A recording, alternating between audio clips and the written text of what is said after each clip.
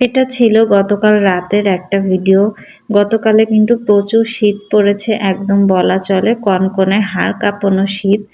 আমরা কেনই বা এত শীতের মধ্যে কোথায় যাওয়ার জন্য বের হয়েছি সবকিছু মিলিয়েই থাকছে আজকের ব্লগটি। Hello everyone, welcome back to my channel. কেমন আছেন সবাই?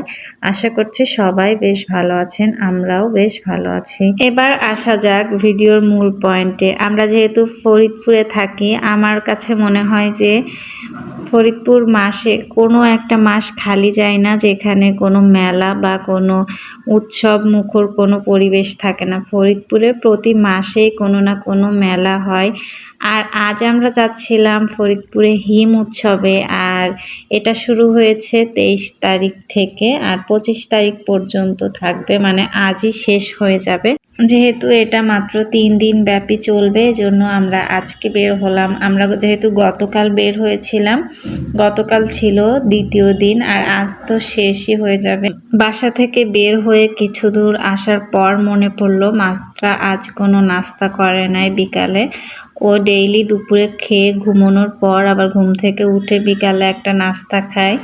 তো আজ ও দুপুরে ঘুমায় নাই, ও আজ ঘুমোতে ঘুমোতে বিকাল হয়ে গিয়েছিল আর উঠতে উঠতে সন্ধ্যা শেষ হয়ে গিয়েছিল, এরকম সময় উঠেছে। আর ওর জন্যই কিন্তু আমাদের লেট হয়ে গিয়েছে বের হতে, না হলে আমরা বিকালেই বের হতাম। তারপর মাত্রাকে নিয়ে একটা দোকানে গিয়েছিলাম, সেখান থেকে ওকে একটু কেক আর পানি খাইয়ে তারপর এনেছি। আমরা যেহেতু জানি মেলায় যাচ্ছে, যেহেতু ওখানে গিয়ে তো টুকিটাকি কোনো খাবার দাবার খাওয়াই হবে, এজন্য আর কি বাসা থেকে না খাইয়েই নিয়ে এসেছিলাম। মাত্রা ঘুম থেকে ওঠার পরেও দেখলাম যে ওর মুখে ঘুমের একটা ভাব ছিল, চোখে মুখে ঘুম ঘুম একটা আভাস যেটা থাকে সেরকম ছিল। কিন্তু যখন আমরা আমাদের মেলার মূল পয়েন্টে এসে গিয়েছি তখন আর ওর চোখে ঘুম নাই, সব ঘুম পালিয়ে গিয়েছে। কারণ এখানে এসে যে পরিস্থিতিতে পড়েছিলাম আপনারা নিশ্চয়ই সামনে দেখতে পারবেন যে এখানের অবস্থাটা কেমন ছিল।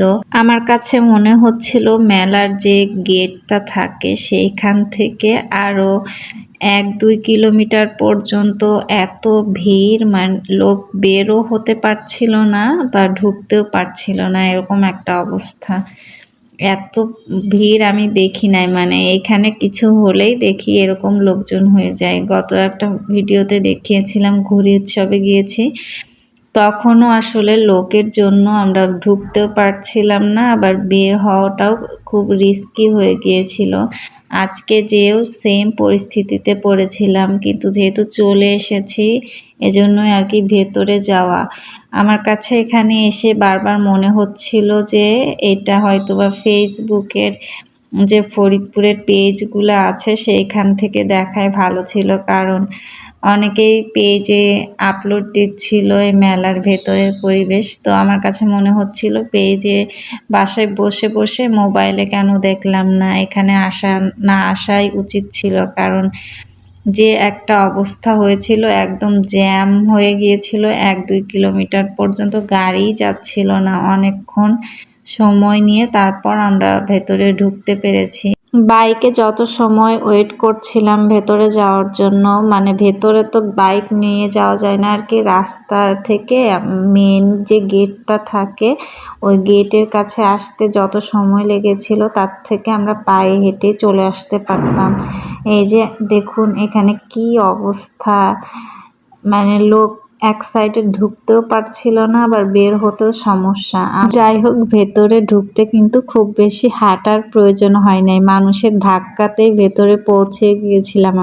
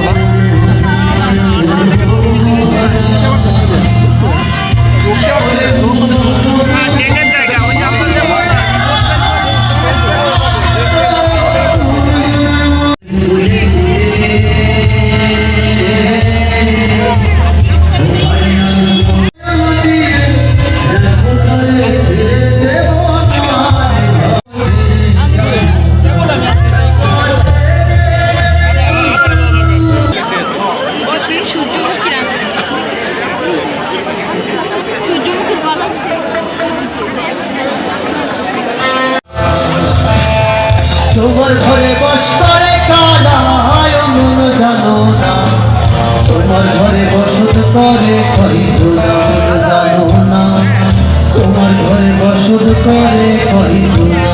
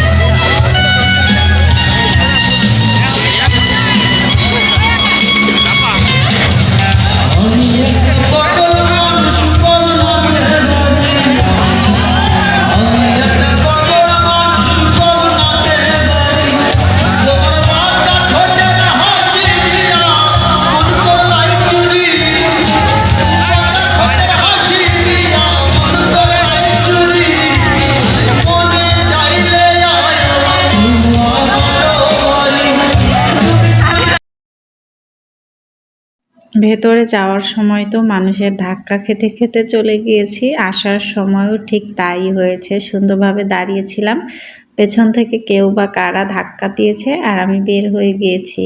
এই যে ভেতর থেকে এসে এখন বাহিরে আসলাম, বাহিরেও কিন্তু স্টল ছিল, তবে আমরা এখন বাহির থেকে ছোটোখাটো জিনিস কিনবো, মানে মাত্রার খেলনা আইটেম। আর আমরা এখানে একটু হালকা পাতলা খাওয়া দাওয়া করবো, যেমন চটপটি, ফুচকা বা আচার, ঝালমুড়ি এই টাইপের।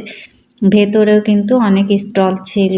আমরা তুলনামূলক বাহির থেকে যেরকম কিনি তার থেকে ওখানে দামটা আমার কাছে বেশিই লেগেছে, কিন্তু জিনিসগুলো খুব সুন্দরভাবে ডেকোরেশন করা ছিল, এই জন্য ওখান থেকে খাওয়া দাওয়া করা হচ্ছিল।